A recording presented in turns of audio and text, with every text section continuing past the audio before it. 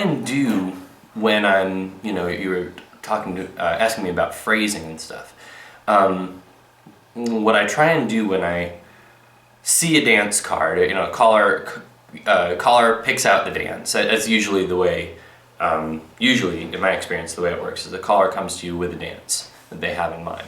And callers have their own completely fascinating systems for pacing the night and choosing dances, and they've all got their own flavors and ideas about how that works. But they come to me with a dance, and I try and look at that dance and think how I want the dancers to feel about that particular dance.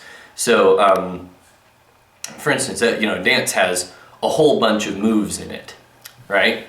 And a tune has a whole bunch of notes in it.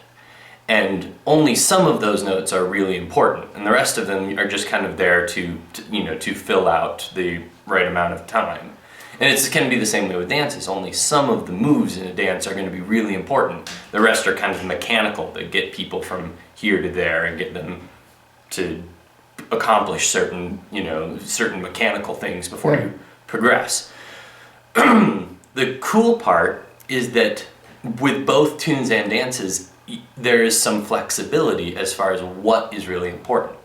So sometimes you're given a dance, and it's very, very obvious that right at the top of the B part is this big important moment with your partner. That's this climactic moment in the dance. And I would try and pair that with music that had some sort of big, important, memorable moment right at the top of the B part. So that could be a lot of different things. It could be a key change, it could be a rhythmic stop, it could be it could be all sorts of different things, but I would try and look at those and match them up together. Other times, other callers or just different dances in the evening, they'll bring to me a dance that does not have such an obvious singular moment in it. And then I can, then the ball is a little bit more in my court, and I decide, well, what did we just do? What are we doing next? And what part of this dance do I want people to remember? So, like, say if you have a dance that has a hey for four and a long lines forward and back and a partner balance and swing, you could get the dancers to really remember the hey for four if you played a smooth set. Okay. But if you played a more rhythmic set, you could still do the hey for four, and that would be fine. But they'll remember their partner balance and swing.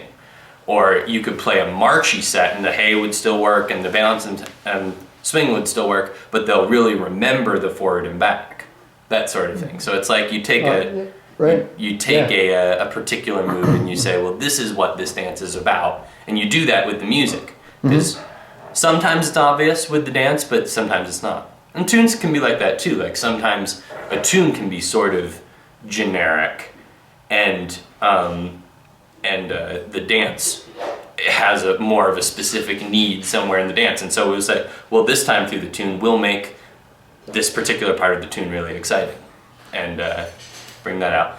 Also, that's sort of on a micro level, matching a part of a tune with a part of a dance.